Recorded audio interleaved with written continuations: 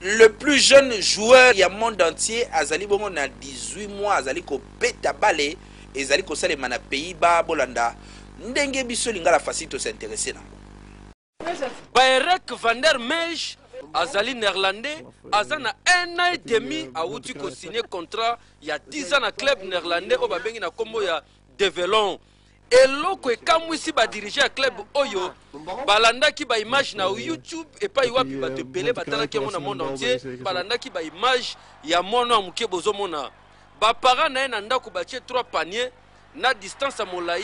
batie ballon pembeni wana mais frappe ezobima boko kondimata beti frappe liboso na lokona droite